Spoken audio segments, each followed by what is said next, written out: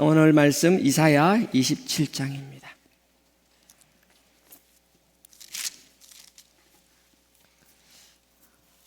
이사야 27장입니다.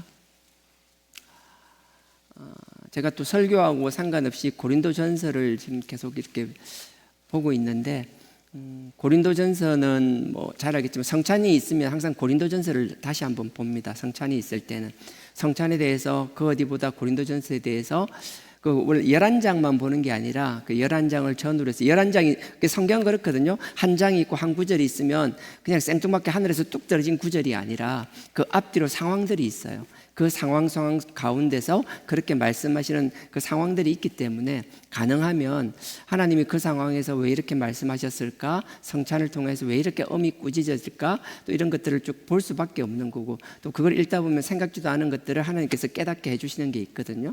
제가 이번에는 6장, 7장 이렇게 쭉 오늘 낮에 잠깐 보면서 그런 게 있더라고요. 제사장이 하나님께서 예수님을 통하여 온전한 대제사장으로 보내주셨는데, 예수님께서는 온전하지만 그 당시에 수많은 대제사장들이 있었잖아요. 그리고 제사장들은 더 많았었고요. 그 많은 제사장들은 하나님 앞에 온전하지 못했다라는 거예요. 그래서 그 이야기를 보면서 맞아, 나는 예수님이 아니고 험이 많고 허물 많은 그냥 제사장일 뿐인데, 그렇기 때문에 하나님 앞에 우리의 삶을 점검하는 시간이잖아요. 성찬이라는 것 그냥 습관적으로 와서 참여하는 것이 아니라 그 성찬을 통하여 주님께서 우리를 위하여, 아니 나를 위하여 피 흘리시고 살이 찢기신 그 과정들을 돌아보며 나의 죄 때문에 그렇게 고난당하신 주님을 생각해보며 주님께서 그렇게 싫어하시는 우리의 죄의 모습이 있다라면 그것을 씻어내기 위하여 또 다시 한번 마음을 다잡고 죄를 회개하는 과정들, 하나님과의 관계를 회복하는 과정들이잖아요. 그 과정, 하나님과의 관계를 회복하는, 화목케 하고 화평케 하는 그 일을, 순서를 맡은 사람이 여러분보다 더 죄와 허물들이 많다라면 사실 그렇거든요. 훨씬 죄와 허물이 많은 사람이거든요. 정말 알면서 짓는 죄도 많고요, 모르고 짓는 죄도 많고요, 이로 말할 수 없습니다. 그래서 하나님 앞에 항상 그게 부끄럽고, 그렇기 때문에 그 일을 함에 있어서 조금이라도 하나님 앞에, 하나님 제가 부족합니다, 부족하지만 저의 죄와 허물은 가려주시고, 또 우리 많은 성도님들이 하나님 앞에 나와서 성찬에 참여할 때 앞에 서 있는 사람이 하나님을 바라보는데 장애가 되지 않게 하시고 온전히 십자가와 하나님만 바라보고 경험케 하여 달라라고. 그래서 전 금식하는 이유는 다른 거 아니에요. 그냥 그것 때문에 제가 부족하니까, 특별히 회개한다라는 그게 아니라 하나님 앞에 부족함을 고백하는 거거든요. 그래서 그나마 뭔가 육신을 죽이는 것, 제가 할 수 있는 그것, 근데 그게 그냥 습관적으로 한다고 생각했는데 오늘 다시 말씀을 보면서 참 내가 하는 게 잘하는 것 같다, 그렇게 하는 게 정말 내 나름대로 이제 자기 합리화라고 해야 되나요? 그런 생각이 들더라고요. 그러면서 이 이야기를 제가 여러분들한테 하는 건, 여러분들도 다 성찬에 참여하실 거잖아요. 그냥 참여하는 게 아니라 하루나 이틀이 안 된다라면 한 끼라도 한번 금식을 또 하면서 그냥 배고프다, 힘들다, 조금만 지나면 밥 먹어야지 이런 게 아니라 하나님 앞에 자기를 좀 되돌아볼 수 있는 것. 그러니까 뭔가 조금 힘든 가운데서, 그 가운데서 하나님 배고픕니다, 배고프니까 자꾸 신경 쓰입니다. 하나님께서, 오늘 본문이 그래요. 하나님께서 자꾸 우리가 신경 쓰인다는 거 참 좋은 것 같아요. 우리가 배고프면 거기 자꾸 신경 쓰이잖아요. 하나님께서 오늘 27장은 포도원에 대한 이야기예요. 하나님이 포도원을 회복시킨다라는 이야기인데, 그렇게 생각해 본 적 없는데 오늘은 그런 게 있더라고요. 신명기 8장에 보면, 8장 8절에 보면 하나님께서 약속의 땅에 이스라엘 백성들을 데리고 갑니다. 약속의 땅 가나안 땅에 갔을 때 8장 8절에 뭔가 하면 거기서 가나안에 있는 7대 소산물, 내가 너희를 위하여 준비된 축복을 이야기하는 거예요. 7대 소산물은 뭔가 하면 약속의 땅이 젖과 꿀이 흐르는 땅이라 그랬잖아요. 풍성함이 있다라는 거예요. 그래서 내가 너네들을 위하여 준비된 풍성함은 첫 번째가 보리, 그러니까 밀과 보리, 우리 먹는 주식이 되겠죠. 밀과 보리가 있고요, 그 다음에 석류가 있고요, 무화과가 있고요, 그 다음에 포도가 있고요, 그 다음에 올리브 오일, 기름이 없으면 안 되잖아요. 올리브 오일이 있고요, 그 다음에 꿀이 있다라고 그랬어요. 7가지거든요 7가지 7대 소산이에요. 꿀은 지난번 기억나는지 모르겠는데 한번 대추야자라고 해서 제가 여러분들 점심시간에 한번 제공한 적이 있는데 기억나세요? 되게 달아요. 그게 꿀이라고 그래요. 그 대추야자 같은 경우에는 그냥 꿀이도 있지만 워낙 당도가 높으니까 힘들고 지쳐있을 때 그게 얼마나 큰 보양식이 되는지 몰라요. 그래서 그런 식으로 해서 하나님께서 축복해 주시겠다고 하셨거든요. 근데 오늘 보면 이사야에 보면 오늘 27장도 보면 잠깐 보실래요? 27장 2절에 보면 포도원이 나와요. 그날에 너희는 아름다운 포도원이라 했잖아요. 우리를 포도원으로 보시는 거예요. 우리를 포도원으로 보고 포도나무로 보신다라는 거잖아요. 이사야 5장에서도 보면 포도원 비유가 나옵니다.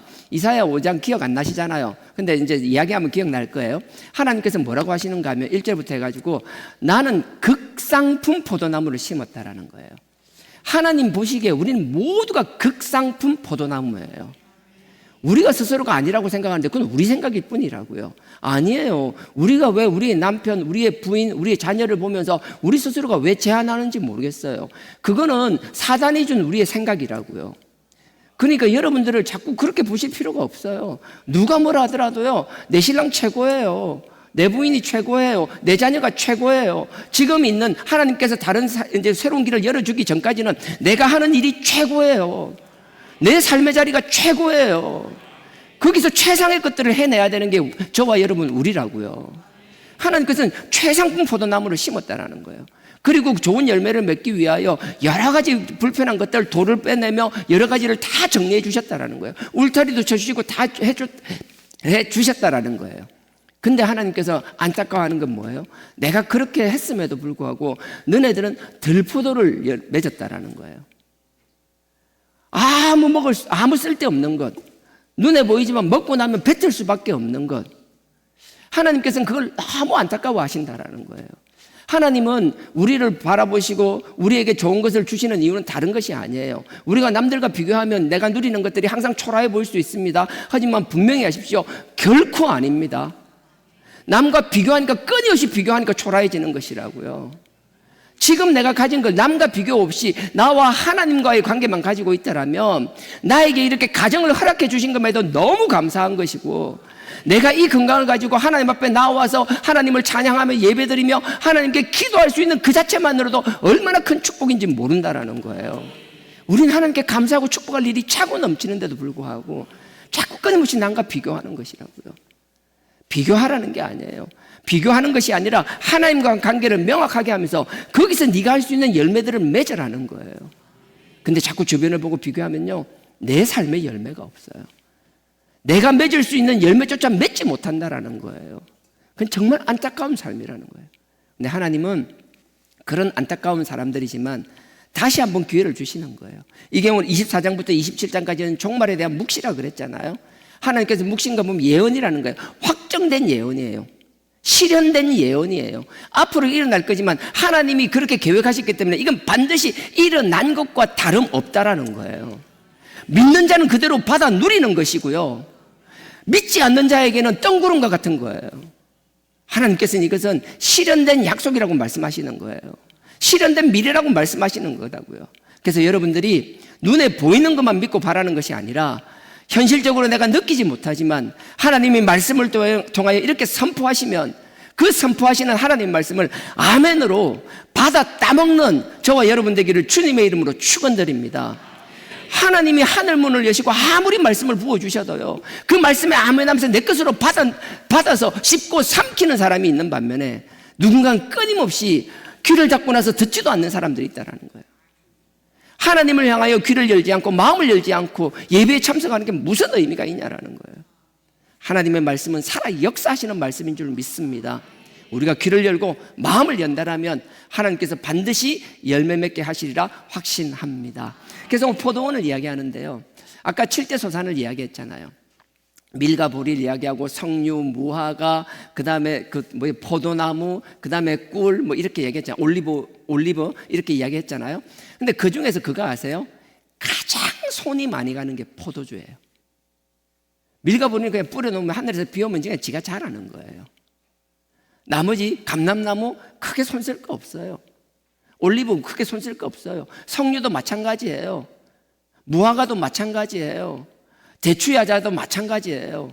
근데 포도나무는 그냥 놔둬서는 안 되는 거예요. 끊임없이 손이 가야 되는 거예요. 넘어지면 세워줘야 되고요, 가지도 정리해줘야 되고요, 계속 손이 가야 열매 맺는 것이라고요. 하나님께서 회복을 말씀하시면서 포도나무를 이야기하시고 포도원을 이야기하실 때 이게 그냥 당시에 이스라엘 사람 아니요, 지금 저예요. 지금 우리인 줄 믿습니다. 그러고 보니까 이게 참 은혜로워요. 하나님 보실 때 저 참 손이 많이 가는 인간이에요. 저만 그래요? 맨날 그래요. 여러분들 하나님 입장에서 손 많이 가는 사람 아니에요? 요즘은 자식이 하나밖에 없어. 저 하나밖에 없으면 모르겠는데 자식이 많을 때 옛날에 어르신들은 항상 그랬잖아요. 참 손이 많이 가는 놈이라고. 그냥 놔두면 알아서 지 혼자 다 잘하는 애들이 있잖아요. 반면에 뭐 하나 안 챙겨주면 못하는 사람들이 있잖아요. 불안하고 막 챙겨야 되는 것. 제가 그렇다고. 하나님께서 손이 많이 가는 건데 저도 그렇고 여러분도 그렇고 우리 모두가 하나님 보실 때 손이 많이 가는 인간들이라는 거예요. 그럼에도 불구하고 하나님은 포기하지 않는다라는 거예요. 여러분들 남편도 그렇죠. 손 많이 가는 사람들 많잖아요. 진짜 그런 사람은 사람이라고 안 하고 인간이라고 해야 되나? 내가 안 챙겨주면 양말도 못 찾는 인간들. 뭐 하나 코앞에 있는데 그걸 못 찾아서 맨날 없다고 와서 찡찡거리는 그 인간들. 정말 손이 많이 가는 인간들이잖아요. 우리 인간들도 인간을 향하여 포기하지 않잖아요. 하물며 하나님은. 그래서 오늘은 이 포도원이라는 이 포도밭, 포도나무라는 그 포도나무 그 자체가 저한테는 큰 은혜가 되었어요. 하나님은 아무리 손이 많이 가는 인간이라도 결코 포기하지 않는다. 그리고 끝내 열매 맺게 하시고야 하겠다라는 거예요. 5장에서는요 극상품 포도나무를 심고 여러 가지를 했어요. 주변 환경을 만들어 주었어요. 근데 주변 환경을 만들어 주는데 열매를 맺지 못했어요. 그러니까 하나님이 오늘 본문에서는요 27장에서는요 그냥 두는 것이 아니라 직접 개입을 하시는데 얼마나 큰 은혜인지 몰라요. 그 하나님의 은혜, 놀라운 우리를 사랑을 하시는 그 하나님의 사랑과 은혜를 경험할 수 있는 시간 되기를 주님의 이름으로 축원드립니다. 자, 오늘 본문요 27장 2절부터 제가 5절까지라 했는데 사실은 6절까지인데 5절이라고 제가 잘못 이야기를 전달했어요, 자막팀에.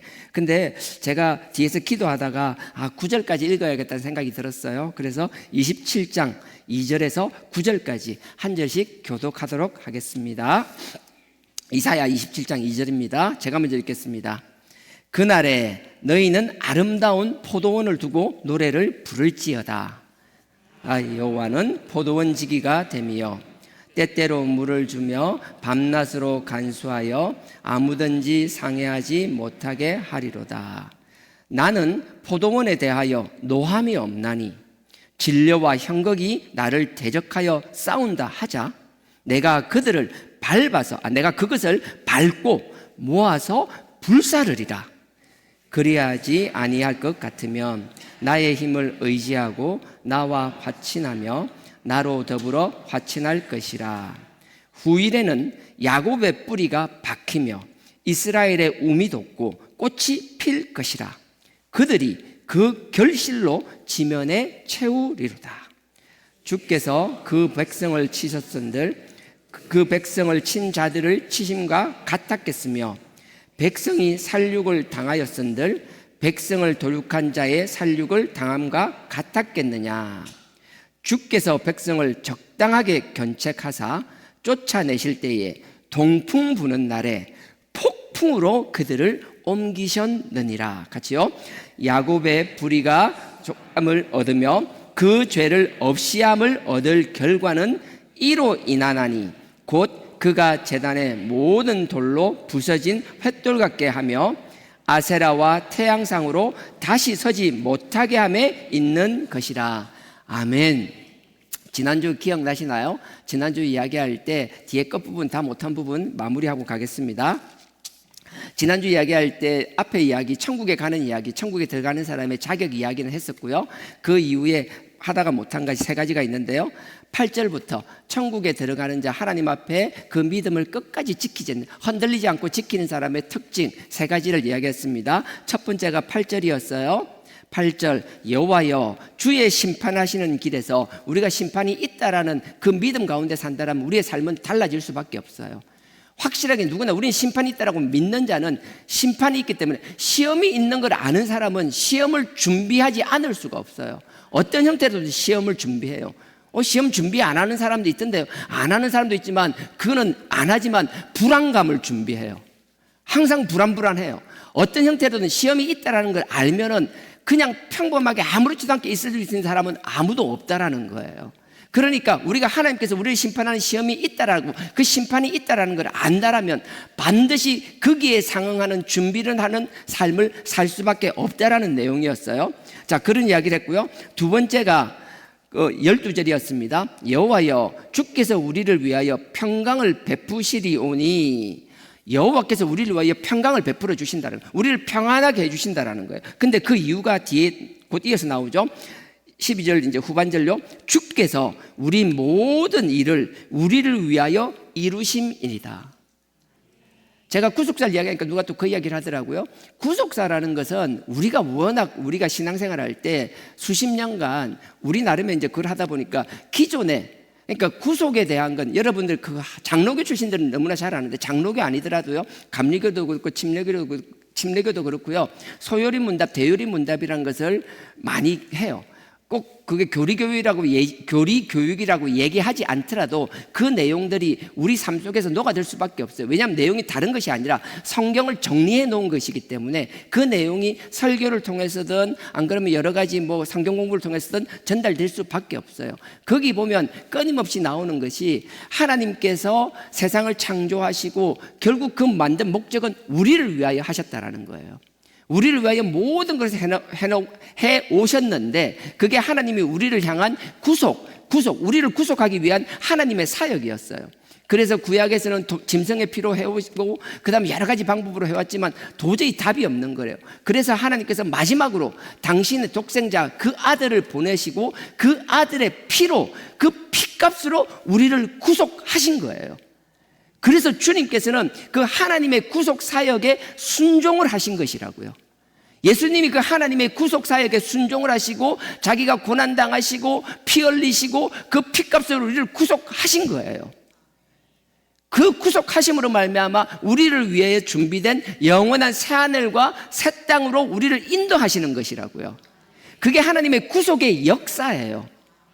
그래서 우리는 구속 사역이라는 이야기를 하고, 성경 속에서 우리가 다른 표현을 쓰든 어떤 표현을 쓰든 우리가 하나님의 말씀을 전한다라는 건, 복음을 전한다라는 건 이 하나님의 구속 계획, 하나님의 구속 사역을 빼놓고는 하나님의 복음을 전할 수가 없는 것이라고요.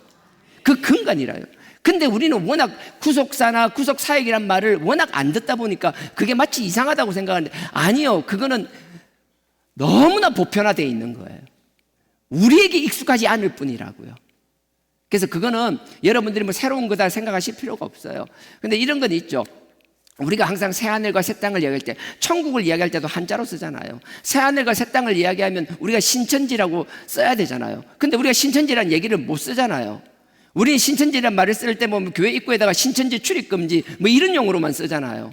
하지만 신천지란 말은 나쁜 말이 아니잖아요. 새하늘과 새 땅이란 좋은 말이잖아요.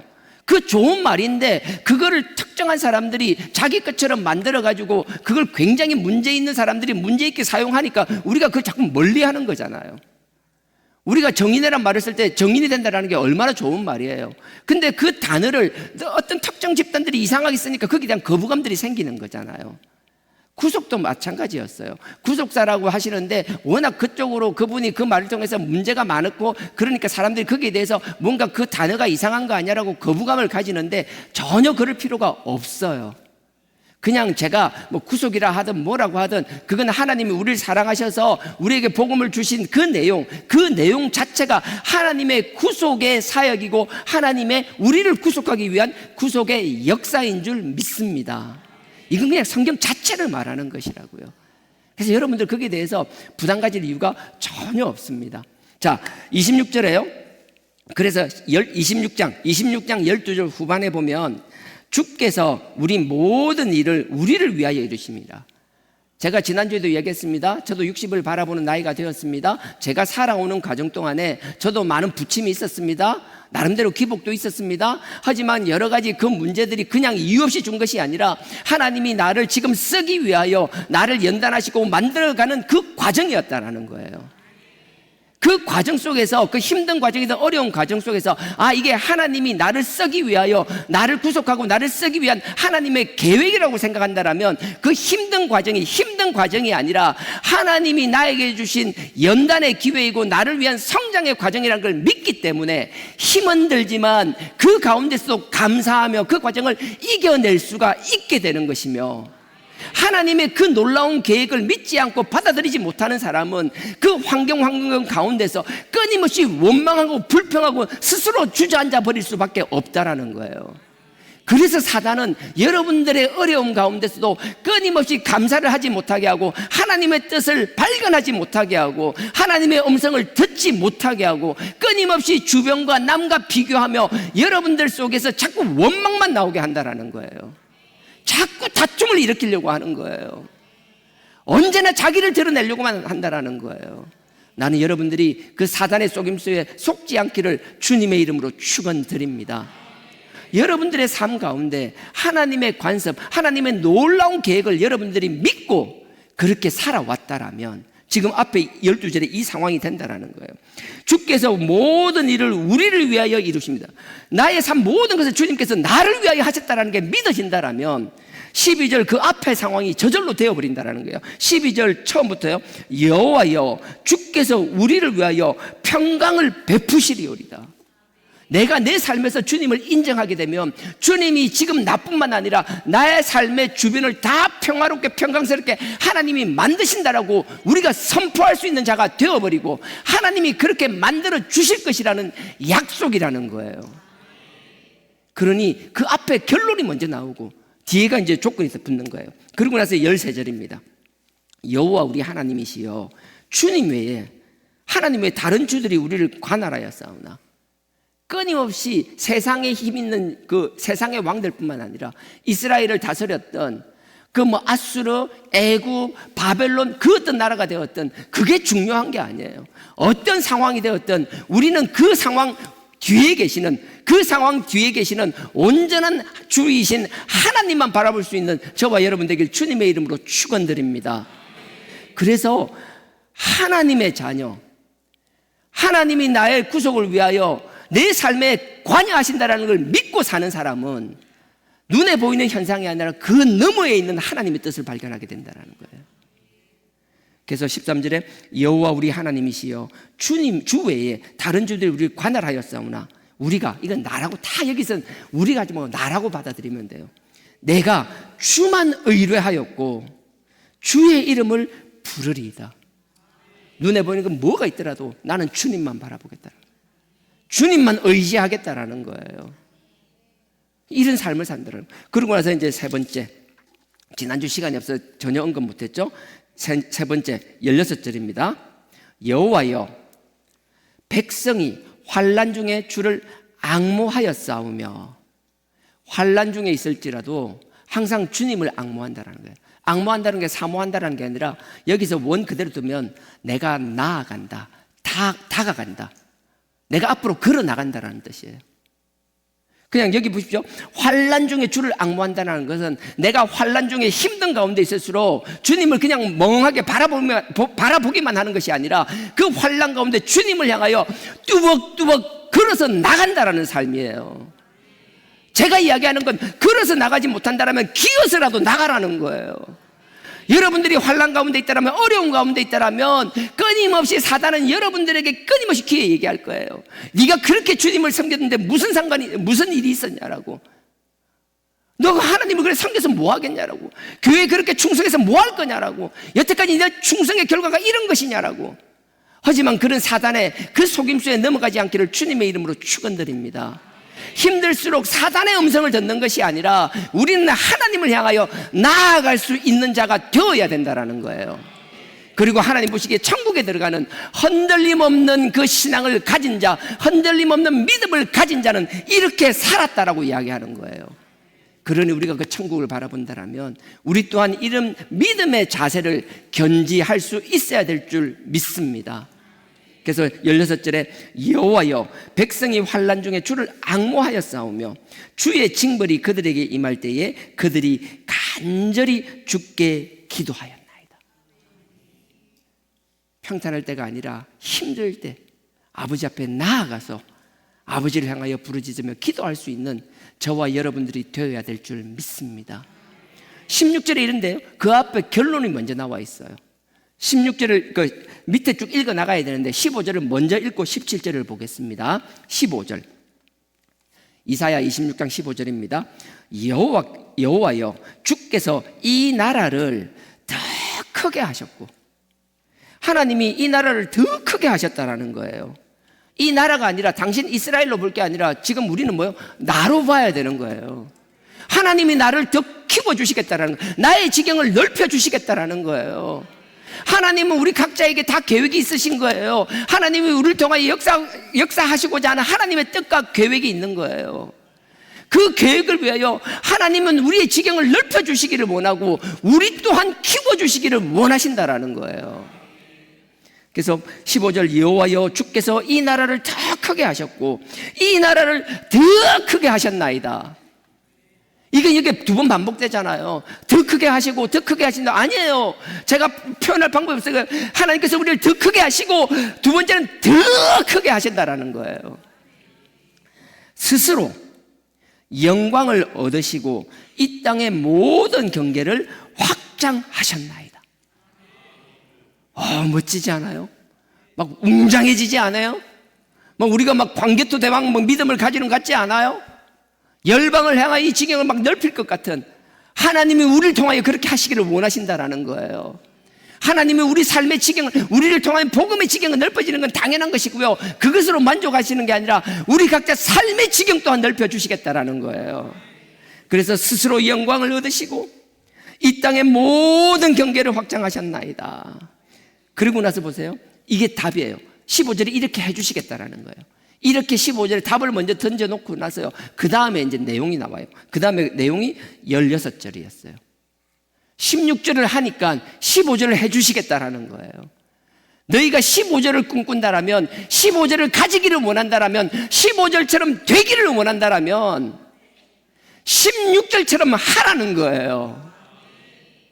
근데 보세요, 16절을 그렇게 이야기했죠. 하나님 앞에 다가가서 앙모하는 것, 주님 앞에, 하나님 앞에 우리가 나아가야 된다 그랬죠. 힘들 때 나아가서 기도해야 된다 그랬죠. 그리고 나서 17절요, 우리가 열심히 나아갔어요. 하나님 향하여 나아가고 열심히 기도했어요. 근데 문제는 우리가 그렇게 열심히 했음에도 불구하고, 그렇게 열심히 했음에도 불구하고 우리의 노력은 우리가 생각했던 결과가 나오지 않을 수도 있다는 거예요. 그게 17절부터입니다. 여호와여, 17절, 여호와여, 잉태한 여인이 산기가 임박하여, 임신한 여자가 이제 출산 때가 다 되는 거예요. 산통이 시작된 거예요. 임박하여, 구로하는 거잖아요. 애 놓을 때 하는 그 괴로움을 구로라 그러잖아요. 구로하며 부르짖음 같이. 뭐 요즘은 뭐 무통주사 있고 뭐 있고 뭐 요즘은 좋아졌다 그러는데 전 모르겠어요. 옛날에 애 놓다 죽는 사람도 많고 쉽지 않았잖아요. 정말 목숨 걸고 애를 놓는다는 건 정말 한번 여자가 목숨을 거는 거잖아요. 실제로 그러다가 죽는 사람도 많았고요. 그래서 산기가 임박하여 구로하며 부르짖음 같이. 이 부르짖음은 우리가 나와서 그냥 대충 막 주여 삼자가 이 정도가 아니라는 거예요. 정말 목숨을 걸은 기도, 하나님 앞에 사생결단하는 기도, 그런 기도를 말하는 거예요. 자, 부르짖음 같이, 구로하며 부르짖음 같이 우리가 주의 앞에 이러하였나이다. 이러하나이다. 자, 18절 보십시오. 우리가 잉태하고 고통하였을지라도, 우리가 그렇게 열심히 하고 애를 놓는 사람이 막 애를 놓기 위해서 얼마나 막 비명을 지르고 애 놓기 위해서 할 수 있는 최선의 노력을 다하는 거잖아요. 자기가 쥐어짤 수 있는 모든 에너지를 다 쥐어짜서 애를 놓는 거잖아요. 18절, 우리가 잉태하고 고통하였을지라도 낳은 것은, 그래서 애를 낳았어요. 낳았는데 보세요, 낳은 것은 바람 같아서 그렇게 노력하고 하나님 그렇게 부르짖고 목숨을 거는 사생결단하는 기도를 했는데 결과가 안 보여요. 그냥 바람 같다라는, 아무것도 없는 것. 바람 같아서 땅의 구원을 베풀지 못하였고 세계의 거민을 생산치 못하였나이다. 우린 그렇게 노력하였는데요, 우리 노력의 결과, 우리 기도의 결과가 눈에 아무것도 안 보이는 거예요. 이게 하나님의 놀라운 축복이에요. 보세요, 우리가 볼 때 우리의 노력의 결과가 손에 잡히는 게 아무것도 없어요. 그냥 바람 같아요. 실체가 없어요. 근데 하나님은 우리의 노력의 그 과정을 결코 그냥 버려두시는 게 아니에요. 우리가 볼 때는 결과가 아무것도 없었어요. 답을 보세요. 이사야 27장은 항상 답이 앞에 있어요. 결과가 앞에 있어요. 다시 한번 돌아가서 볼까요? 15절에 우리가 그렇게 막 애를 놓는 것처럼 목숨을 거는 기도를 했는데 아무것도 없고 결과는 그냥 바람 같은 거, 아무것도 눈에 보이는 것조차 아무것도 없는 그런 상황이었지만, 그런 상황에서도 하나님은 어떻게 하신다라고요? 15절 제가 읽겠습니다. 여호와여, 주께서 이 나라를 더 크게 하셨고 이 나라를 더 크게 하셨나이다. 우리는 우리의 과정을 보고 우리의 결과가 없으면 우리가 그냥 지레 그냥 자포자기 해버린다라고요. 그냥 포기해버리고 아무것도 안 될 거라고 그냥 포기해버리는데 결코 그게 아니라는 거예요.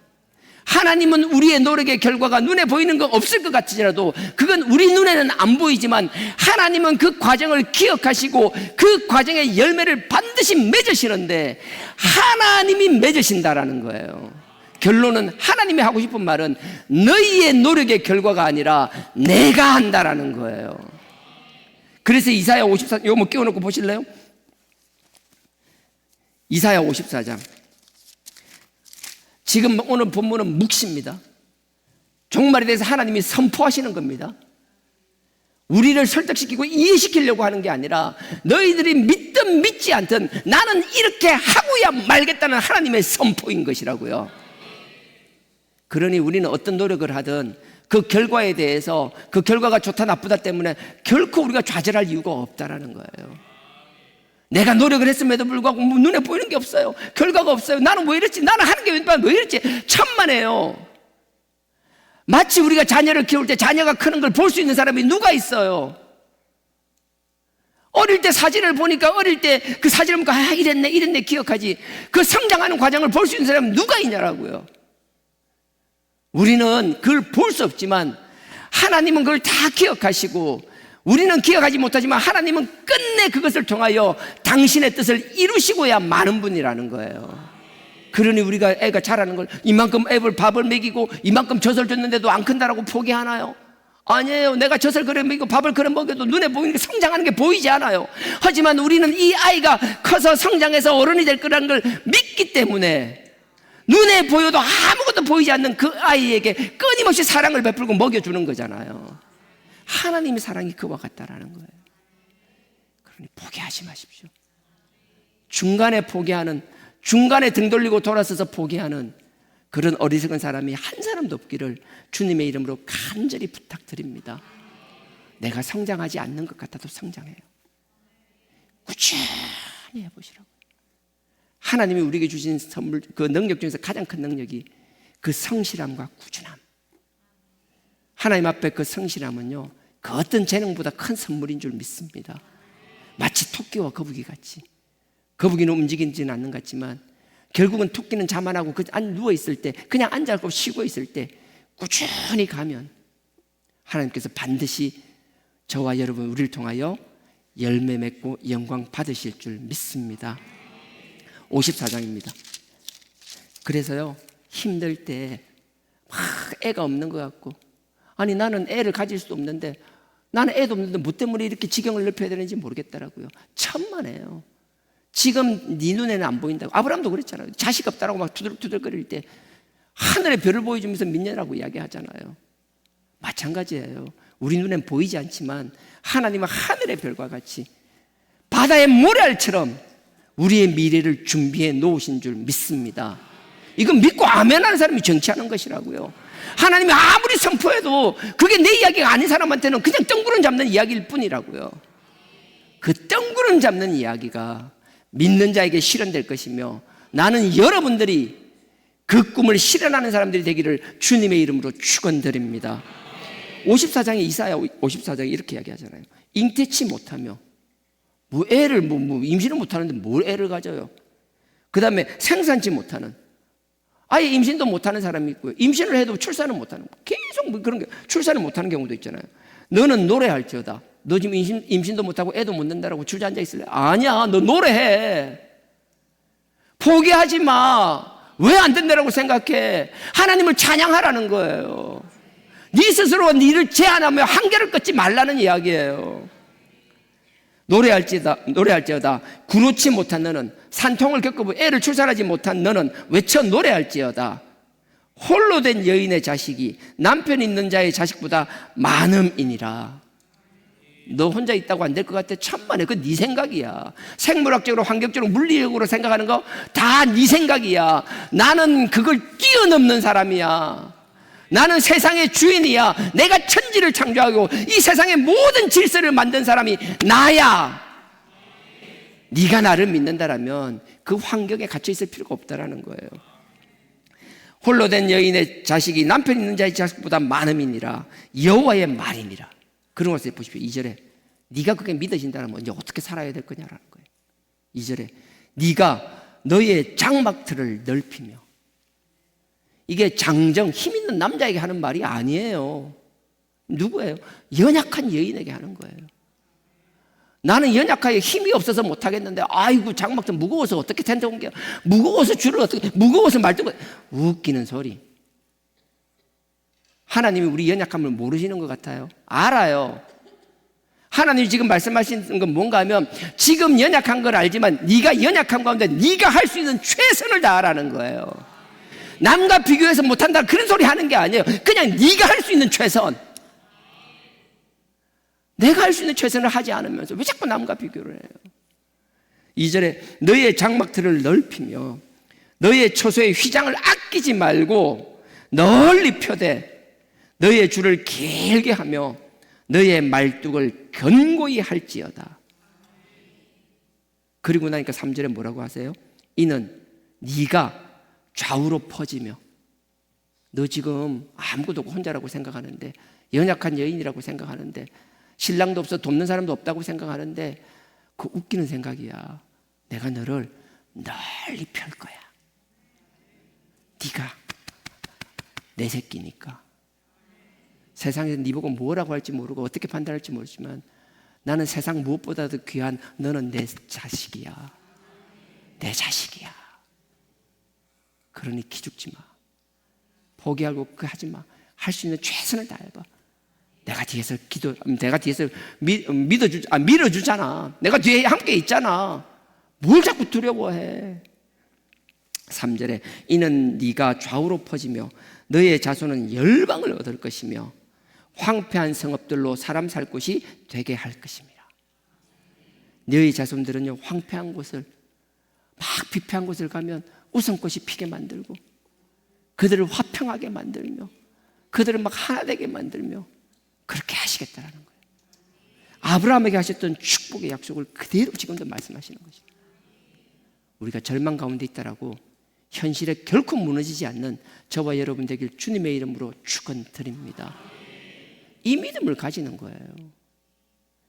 이 믿음을 가졌기 때문에 그 힘든 가운데서, 그 재앙 가운데서도 하나님을 앙망한다는 게 뭐예요? 하나님 앞에 나아갈 수 있는 것이라고요. 남들의 손가락 좀, 야, 너 그만큼 신앙생활하고 수십 년을 그랬는데 뭐가 나아졌냐라고 이야기하지만 우리는 항상 속으로 이야기할 수 있어야 되는 거예요. 웃기는 소리 하지 마. 우리는 하나님을 믿고 나아가며 그 절망 가운데 하나님을 향하여 기도하며 부르짖는 자들이 되기를 주님의 이름으로 축원드립니다. 이런 사람이 흔들림 없는 믿음을 유지하는 것이며 하나님께서 우리를 위하여 준비하신 저 새하늘과 새 땅에 넉넉히 들어갈 자들이 된다라는 거예요. 이런 믿음 끝까지 지키는 저와 여러분 되기를 주님의 이름으로 축원드립니다. 하나님께서 이렇게 말씀하시고 나서 그러는 거예요. 이제 하나님께 개입해서 우리 주변을 정리해 주시겠다라는 거예요.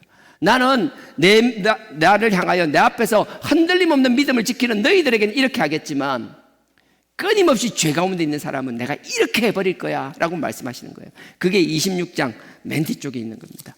26장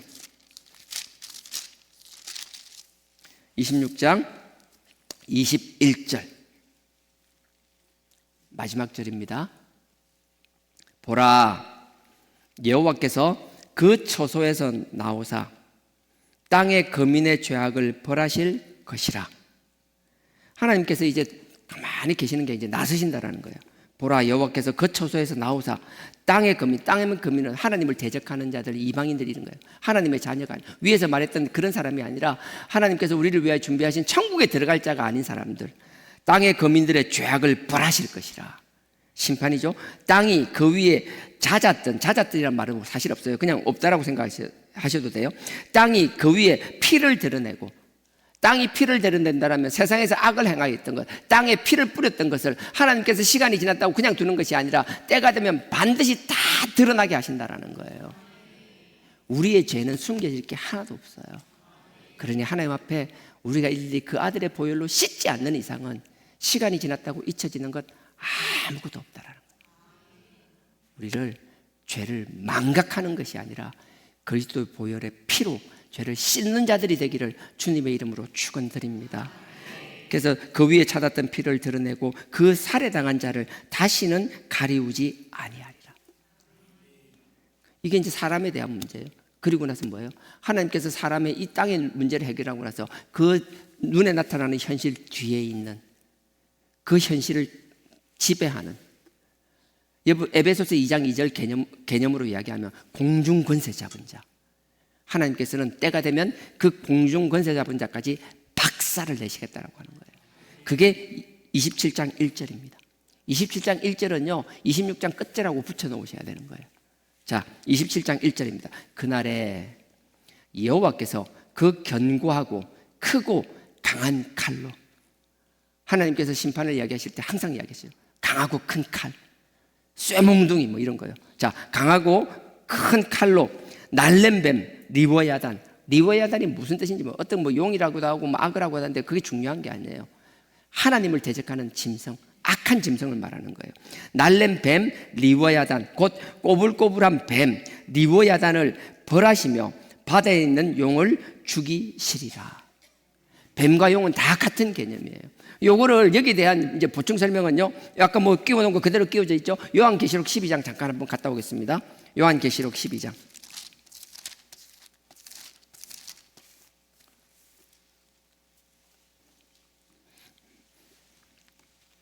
요한계시록 12장 9절에서부터 보면요, 용에 대해서, 사탄에 대해서, 귀신에 대해서 나름대로 이제 정의를 해놓은 겁니다.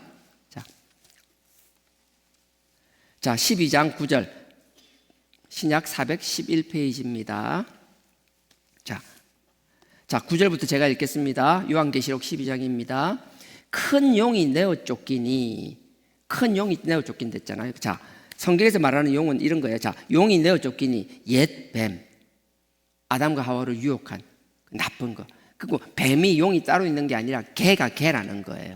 자, 큰 용이 내어 쫓기니 옛 뱀, 곧 마귀라고도 하고 사단인데 사탄입니다. 사탄이기라고도 하는 온 천하를 꿰는 자라.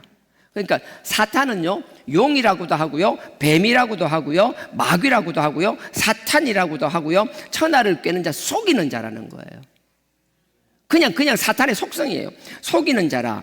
땅에서 내어 쫓기니 그의 사자들, 그 쪼무레기, 그 똘마니들도 함께 쫓겨 나왔더라라는 내용이에요. 그러고 나서 내가 뒤에 쭉 읽기만 하겠습니다. 10절.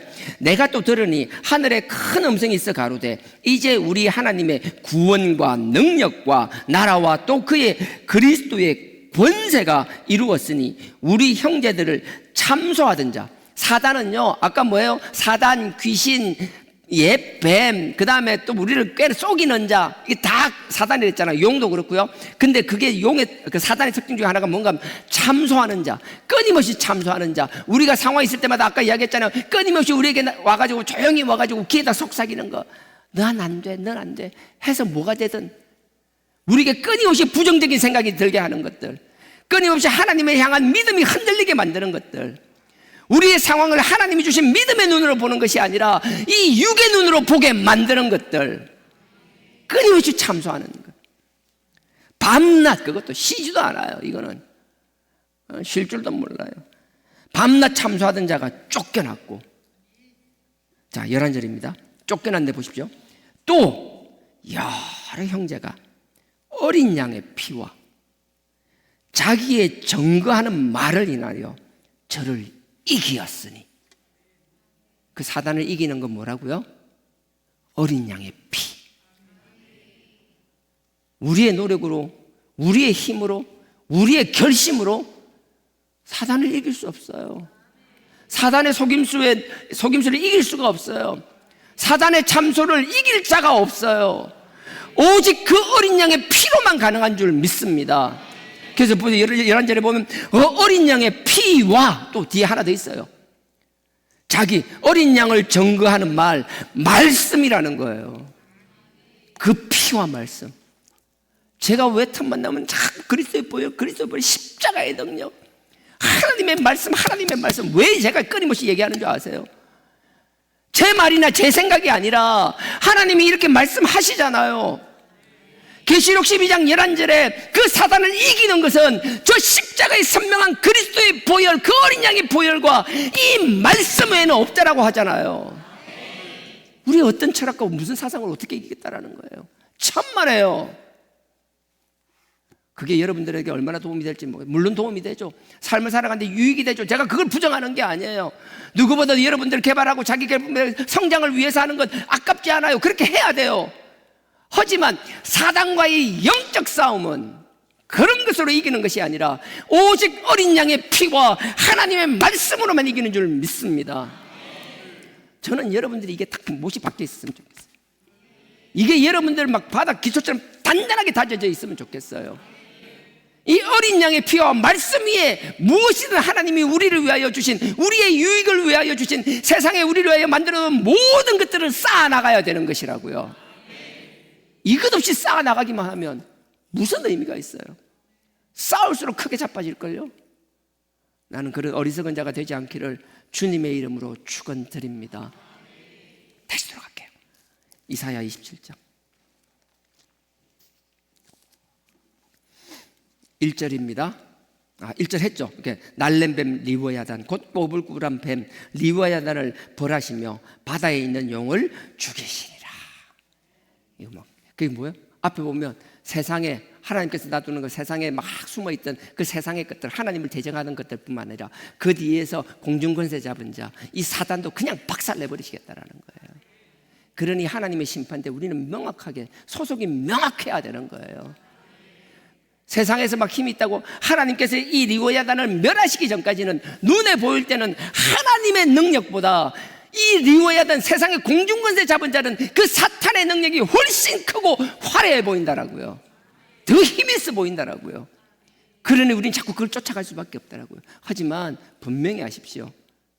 하나님을 쫓는 것이 아니라, 주를 쫓는 것이 아니라 이 리워야단을 쫓는 것은 한순간에 박살난다라는 거예요.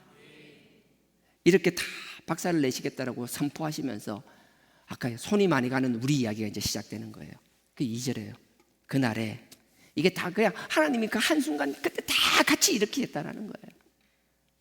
자, 그날에 너희는 아름다운 포도원을 두고 노래를 부를지어다.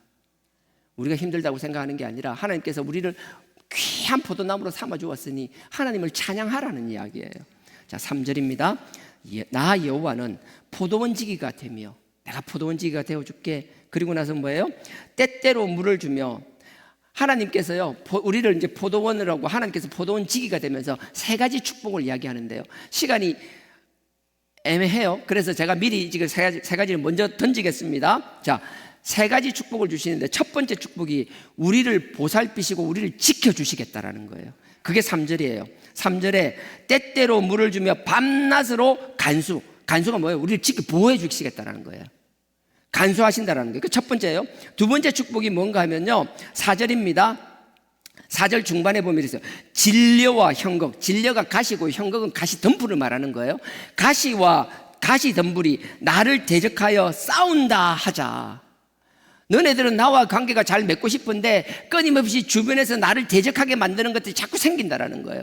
이건 포도원으로 생각하면 그렇고요, 이스라엘로 생각하면 하나님을 대적하는 자들이 생기겠지만, 지금 저는 여러분들에게 뭐예요? 이걸 나로 생각하랬잖아요.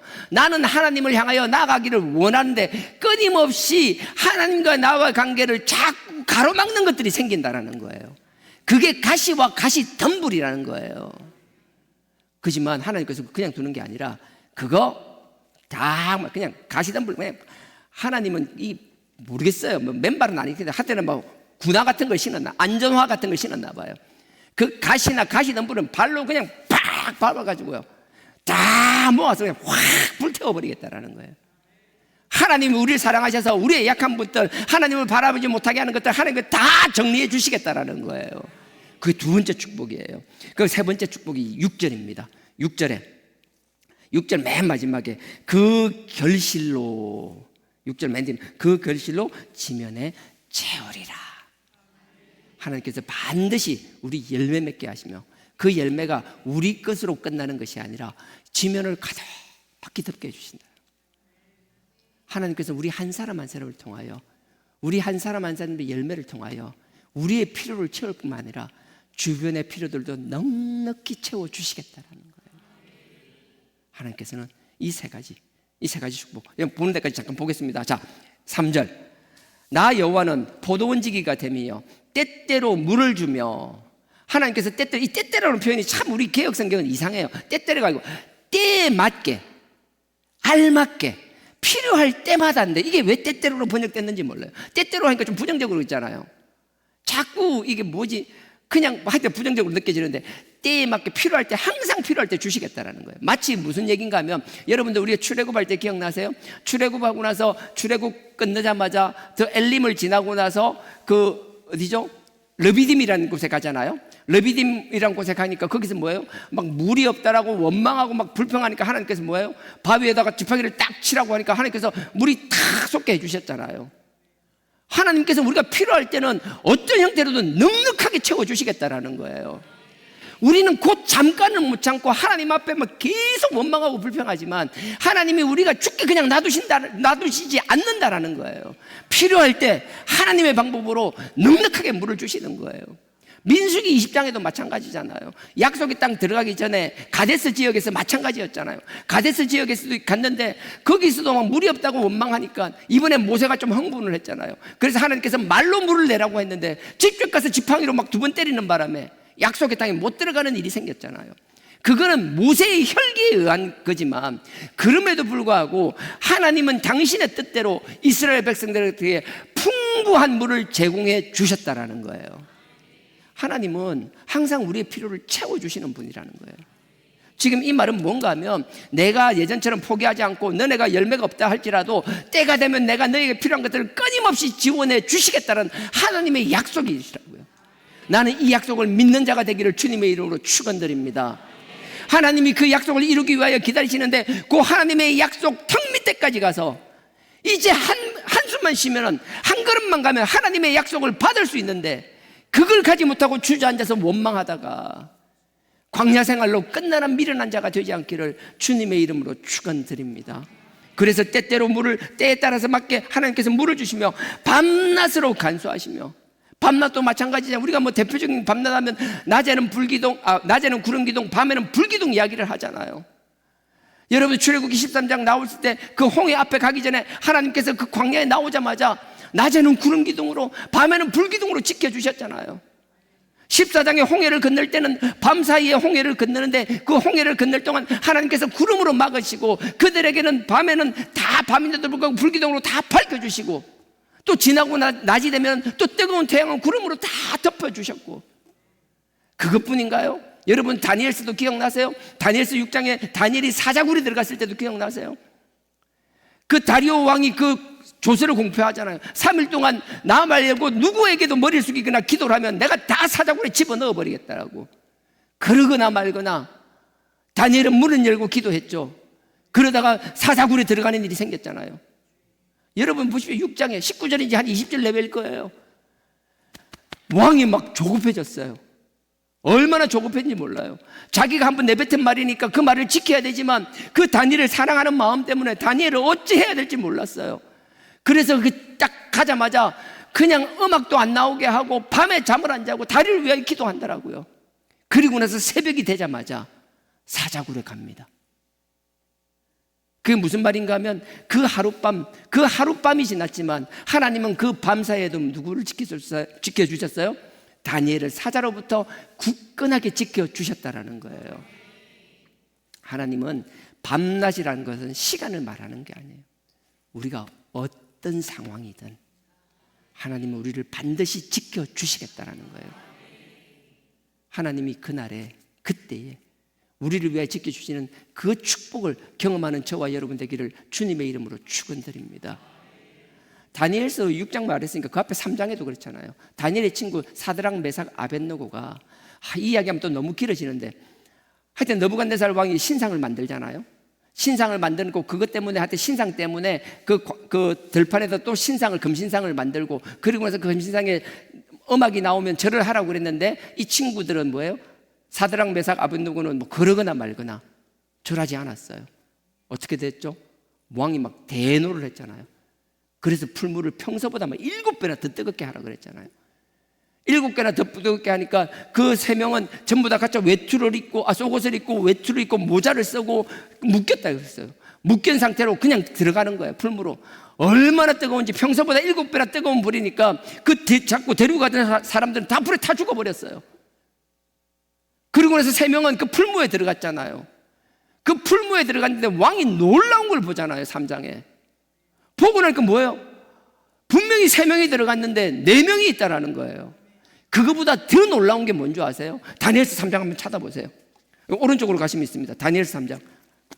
죄송합니다. 자꾸 주제에서 벗어났는데 6장 하니까 3장이 생각났어요. 예. 21절요. 다니엘서 3장 21절. 그 앞에 19절에 보면 평소보다 풀물을 7배나 뜨겁게 했다는 내용이 나오고요. 19절에요.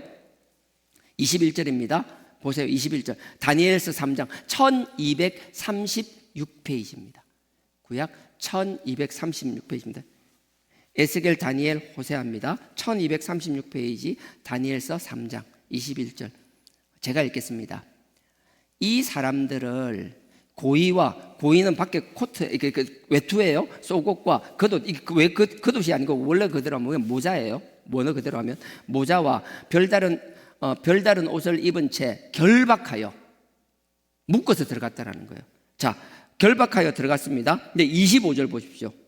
25절에 이 왕은 느부갓네살입니다. 24절에 보면 느부갓네살이라고 돼 있죠. 자, 25절에 이 느부갓네살 왕이 또 말하여 가로되 내가 보니 결박되지 아니한 네 사람이 불 가운데 다니는데 상하지도 아니하고 그 넷의 모양은 신들의 아들과 같도다 하고. 우리는 3명이 들어갔는데 천사가 있어 4명이 있다는 것만 보는데 그게 아니라 보세요. 21절엔 그 옷을 입고 모자를 쓰고 결박하고 들어갔다 했잖아요. 근데 25절 보십시오. 왕이 또 말하여 가로되 내가 보니 결박되지 아니한. 우리가 하나님과의 신앙을 지키는 것, 우리의 믿음을 지키기 위하여 세상에서 구속당하고 힘들어지고 결박을 당하는 것 같지만 아니요, 결박당하는 것 같지만 하나님은 그 풀무불 안에서 그 결박을 하나님이 다 풀어주신다라는 거예요. 우린 세상에서 묶이는 것 같고 결박당한 것 같지만 하나님 안에서는 그 결박이 자유함을 얻게 된다는 거예요. 3명인데 4명이냐 그게 중요한 게 아니라 그 결박된 사람들이 풀무에 들어가니까 자유함을 입어서 결박이 풀어진 상태에서 그 안에서 자유롭게 움직인다는 거예요. 나는 이 믿음과 신앙을 가질 수 있는 저와 여러분 되기를 주님의 이름으로 축원드립니다. 하나님께서 우리 그냥 두지 않아요. 결박된 채로 그냥 두지 않아요. 하나님은 그 어떤 환난과 고난에서도 그 결박을 풀어버리시고 우리를 자유케 하시리라 확신합니다. 이 말씀 그대로 믿는 자에게 그 역사가 일어나리라 믿습니다. 이렇게 된다는 거예요. 하나님께서는 이 밤을 지킨다. 밤이나 낮이나 아니요, 어떤 상황이든 하나님께서 우리를 지키신다는 거예요. 그래서 우리 시편 121편도 찬양을 가잖아요. 우리 그 찬양 너무나 잘 알잖아요. 시편 120편 해가지고 하여튼 낮에는 그늘 대신이 따라라라리라라라 디다라라 하지 말라는 것 같습니다. 평소에 잘 부르는데 생각이 안 나요. 시편 121편도 마찬가지예요. 밤이나 낮이나 지켜주시겠다라는 거예요. 낮의 해와 밤의 달이 우리를 상치 못하게 하시겠다라는 거예요. 그 믿음대로 살아나가는, 아니 그 하나님의 약속을 경험하며 하나님께 찬양 돌리는 저와 여러분 되길 주님의 이름으로 축원드립니다. 다시 돌아갈게요. 27장 이사야 27장입니다. 자, 3절에 나 여호와는 포도원지기가 됨이며 때때로 물을 주며 밤낮으로 간수하시고 지켜주시겠다는 거예요. 아무도 상해하지, 어떤 해도 받지 않게 하시겠다라고 말씀하시는 거예요. 이게 첫 번째 축복이에요. 두 번째 4절에 나는 포도원에 대하여 노함이 없나니. 하나님께서요 이제 포도원에 대해서 화를 안 내요. 우리 손이 많이 가는 인간이라는 걸 이제 아신다라는 거예요. 그래, 예전에 5장에서 벌써 하나님 이 정도면 벌써 끝났어요. 하나님이 가만 안 계셨어요. 근데 지금은 다르대요. 기다려 주시겠다라는 거예요. 우리를 위하여 노하지 않겠다라는 거예요. 4절에 노함이 없나니. 그리고 나서 뭐요? 진려 가시와 현곡 가시덤불, 가시나 가시덤불이 나를 대적하여 싸운다 하자. 근데 너네들이 하는데 가만히 봐봐. 네가 아니라, 내가 포도나무고 포도원이 너에게 말하는 게 아니라 네 속에 있는 가시와 가시덤불이 자꾸 나를 대적하는 거야. 이게 크게 보지 않겠습니다? 작게 보면요, 로마서 7장 24절에 오호라 이 뭐예요? 갑자기 또 생각이 안 나요. 찾아볼게요. 로마서 7장. 내 마음이 너무 답답하다는 거예요. 내 속에 하나님을 원하는 게 아니라, 나는 하나님을 위하여 선한 것을 원하지만 내 속에 죄가 끊임없이 하나님을 대적하게 된다는 거예요. 25절에 보면 뭐예요? 하나님의 법이 아니라 자꾸 죄의 법을 따르게 된다는 거예요. 로마서 7장 24절. 네. 그래요. 내가 이게 참 공고한 사람이라. 오라, 나는 공고한 사람. 248페이지입니다. 신약 248페이지. 제가 읽겠습니다. 시간이 많이 지났어요. 오라, 나는 공고한 사람이로다. 이 사망의 몸에서 누가 나를 건져내랴. 이게 다른 평범한 신앙인이 하는 고백이 아니에요. 바울이 하는 고백이에요. 제가 마음 같아서는 고린도전서나 히브리서까지 요한 1서 2서 3서까지 같이 언급하고 싶지만 지금 그럴 상황은 안 되는 것 같고, 분명한 것은 바울이 이렇다라면 우리는 그냥 언급할 필요가 없다라는 거예요. 오라, 나는 공고한 사람. 공고하단 말이 비참하다라는 거예요. 나 정말 비참한 사람입니다. 그냥 가여운 정도가 아니라 비참한 사람입니다. 오라, 나는 공고한 사람이로다. 이 사망의 몸에서 누가 나를 건져내랴. 25절. 우리 주 예수 그리스도로 말미암아 하나님께 감사하리로다. 그런 적은 제가 그럼에도 불구하고라고 했죠. 그럼에도 불구하고 내 자신이 마음으로는 하나님의 법을, 그리고 이 몸뚱아리는, 이 육신은 죄의 법을 섬긴다. 하나님께서 이걸 알아주시니까 얼마나 감사해요. 하나님께서 우리를 미워하는 것이 아니라 우리 속에 있는 그 죄성을, 우리 육체의 죄악을 하나님께 아시고 그걸 다 제하여 주시겠다는 게 오늘 그 약속인 거예요. 이사야 27장 4절입니다. 제가 다시 읽으면 진려와 현극이 나를 대적하여 싸운다 하자. 내가 그것을 밟고, 여기 밟고 짓밟아버리고. 하나님께서 우리 속에 있는 그 죄성들, 뒤에 보면 다 나옵니다. 그냥 하나님 하는 게 아니라 우리가 하나님에 대한 우리의 믿음을 보일 때입니다. 다 짓밟아버리고, 그리고 다 모아가지고 다 불사르리라. 하나님께서 다 제거하여 주신다라고 약속하시는 거예요. 이 축복을 누리는 저와 여러분 되기를 원합니다. 그리고 마지막에 그 결실로, 이거는 설명 길게 안 하겠습니다. 그 결실, 하나님께서 이렇게 된다면 반드시 우리를 통하여 결실을 맺게 하시겠다는 거예요. 여기 이사야 37장 31절에도 보면요, 아수르의 사네립이 침공했을 때 그 힘든 가운데서도, 그 절망 가운데서도 하나님이 선포하시는 말씀이 그거예요. 내가 너희를 땅에 뿌리를 받게 하고 반드시 열매 맺게 하리로다. 여기도 보면 그 말씀이에요. 후일에 6절에 후일에는 야곱의 뿌리가 박히며 이스라엘의 움이 돋고 싹이 나고 꽃이 필 것이라. 그들이 그 결실로 지면에 채우리라. 하나님께서 녹록한 환경을 이야기하는 거 아니에요. 그 절망적인 가운데서도 우리를 향하여 선포하십니다. 너희들 반드시 뿌리 내리게 하겠다. 떠내려가게 흩날리게 하지 않겠다. 그리고 열매 맺게 하겠다. 그리고 그 열매가 너와 너의 가족을 넘어서 열방을 향하여 흘러갈 것이며 이 지면을 덮이게 하리라.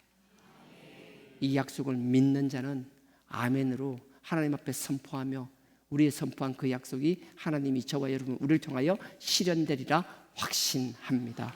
아멘.